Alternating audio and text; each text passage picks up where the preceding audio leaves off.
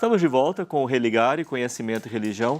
Aqui comigo, Marcos Meirelles, doutorando em Ciência da Religião pela Universidade Federal de Juiz de Fora.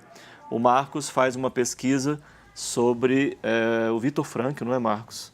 E você está pesquisando especificamente a temática da religiosidade no pensamento do Viktor Frankl. O que consiste essa sua pesquisa, Marcos? Isso. Para o doutorado, eu dei uma ampliada em relação ao mestrado. Né? O mestrado... Você trabalhou especificamente o homo religioso, Isso, né? O conceito da antropologia religiosa no Frankl. Né? Já para o doutorado, eu fiz uma ampliação, né? Porque eu percebi, não só durante as leituras, mas também nas disciplinas lá com os professores da universidade, uma possibilidade de diálogo com Martin Heidegger. Então, para o doutorado, eu tenho feito esse diálogo entre Martin Heidegger, né, com a analítica existenciária, e também Viktor Frankl com a análise existencial. Então vamos por partes, né? Que lugar é esse, né, do homo religioso? Você falou um pouco no primeiro bloco, mas acho que valeria ainda a pena a gente comentar outros aspectos, né? O que poderíamos dizer sobre esse tema, Viktor Frankl? É uma questão bastante interessante, né? Como a logoterapia, né, mesmo eu não sendo um logoterapeuta, né, mas lendo as obras do Frankl, como o Frankl, como criador da logoterapia, consegue relacionar ciência e religião, né? Porque Sim. isso a gente sabe que é tenso, né? Um debate tenso, Exatamente. Na psicanálise em particular. Exatamente. Então o Frankl ele trata isso de uma maneira bastante interessante, né? O Frankl é uma pessoa bastante religiosa, né? Inclusive... Ele professou um credo sim, em particular? Sim. Ele era judeu, né? Por isso a ida aos campos de concentração. Só que parece que há, naquele sentido do crepúsculo de Deus, né? Apresentado, né? O Frankl testemunha isso, né? Nos campos de concentração ele considera que as pessoas elas se tornavam mais religiosas. Então a religião sempre foi assim um fenômeno bastante interessante para ele, né? Mesmo diante de uma situação daquela, né, em que não restava mais nada, a única saída, né, o único sentido, né, numa linguagem frankliana que essas pessoas elas conseguiam se agarrar e fazê-la sobreviver aos campos era a fé, né? Então ele considera que a fé ela não é uma maneira de pensar diminuída, né, da realidade. É uma maneira de pensar na qual se acrescenta a existencialidade do pensador, né? Então existe uma carga muito existencial na fé. Então como que a logoterapia ela consegue relacionar isso, né?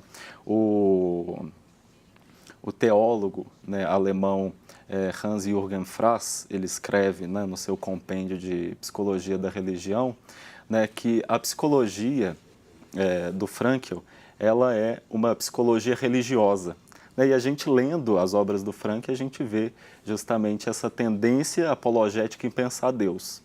Só que o Frankl ele faz uma distinção em relação à teologia, né? A logoterapia ela trata da religião, mas apenas como objeto, não é um ponto de vista, né? Ele considera que existe uma tendência do ser humano para o sagrado, né? Que essa relação com Deus ela é imanente ao homem, embora ela seja latente, ou seja, não se manifeste, né? E o logoterapeuta ou qualquer outro profissional, né, da área não pode obrigar a pessoa a ter uma visão religiosa. E até o livro dele, traduzido para o português, chama Presença Ignorada de Deus. Né?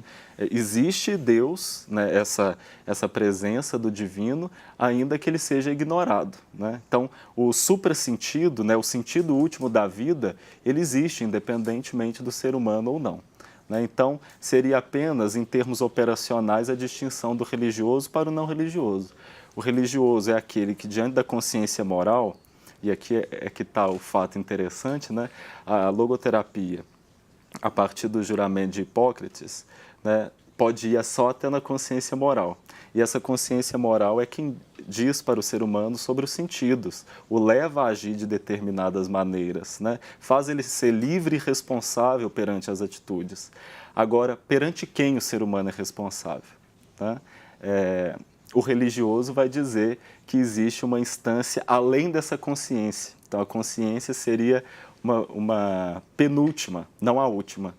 E o irreligioso, né, o não crente, iria dizer que a consciência seria a última instância dessa relação. Então, não consegue dizer o tu, né? Então, seria apenas em termos operacionais essa relação de religioso e irreligioso. Então, a logoterapia ele está aberta a todos, né? Não só aqueles que necessitam de uma abordagem religiosa, né? Essas que brotam espontaneamente na clínica e etc., mas também aqueles que não professam nenhuma fé, nenhuma doutrina ou não acreditam no sentido útil. Você disse que está cuidando agora de um diálogo entre o Viktor Frankl e o Martin Heidegger. O que é que você está identificando nesse diálogo?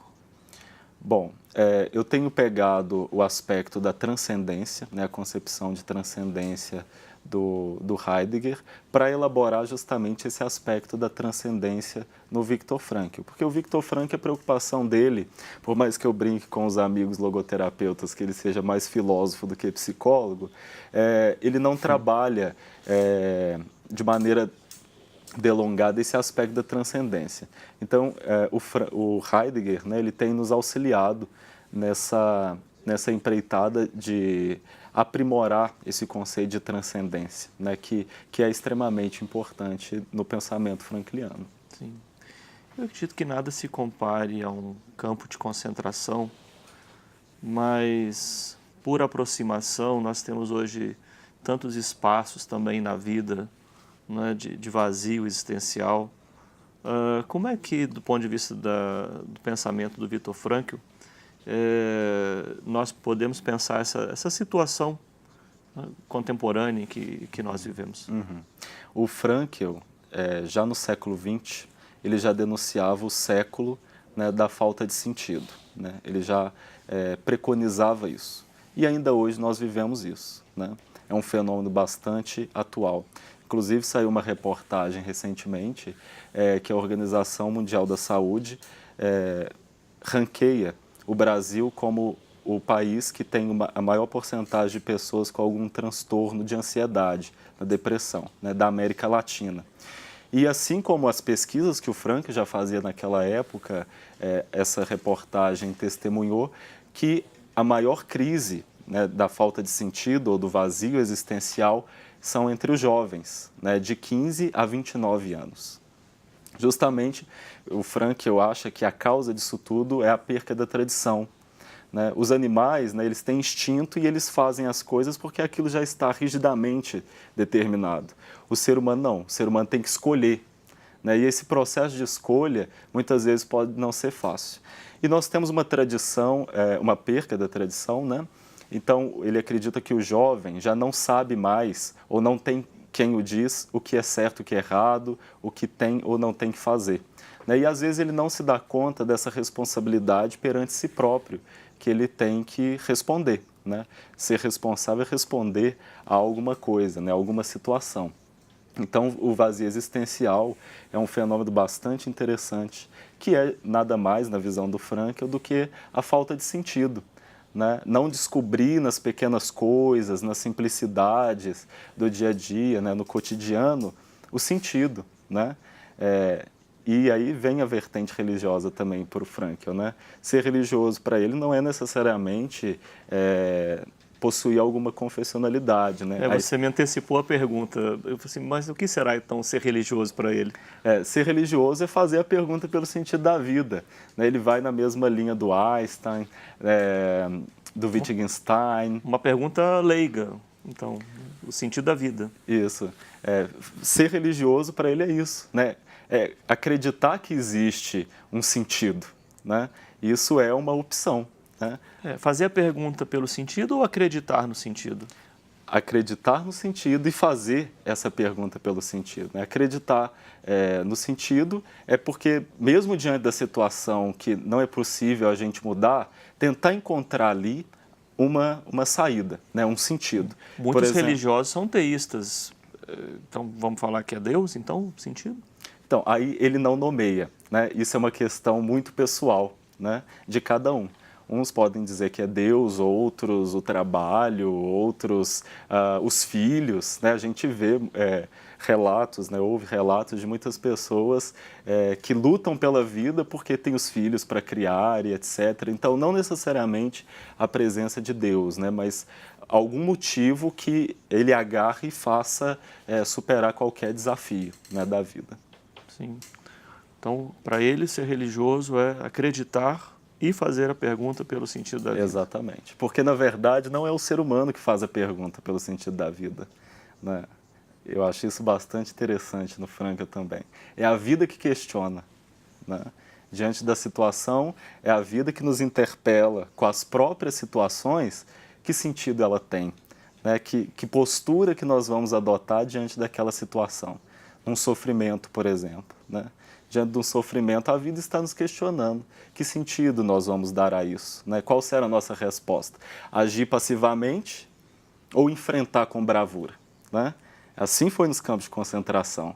Ele relata, até mesmo nesse livro citado, que muita gente se agarrava na cerca elétrica e morria, porque não conseguia suportar o fardo de estar ali. Outros não, outros com bravura iam rezando, né? Para as filas onde iam entrar nas câmaras de gás, por exemplo, né? Então, é uma escolha pessoal, estar de cabeça erguida ou se rebaixar diante das situações. Né? Marcos, muito obrigado por você ter vindo aqui ao Religare e sucesso para a sua pesquisa. Muito obrigado. Somos um projeto de extensão do Programa de Pós-Graduação em Ciências da Religião da PUC Minas. Você pode conhecer as nossas atividades, os nossos cursos de mestrado e doutorado, acessando a página pucminas.br/ppgcr. Obrigado a você que nos acompanha, obrigado aqui a toda a nossa equipe. Nós voltamos semana que vem com mais um Religare Conhecimento Religião. Um abraço muito cordial, até lá!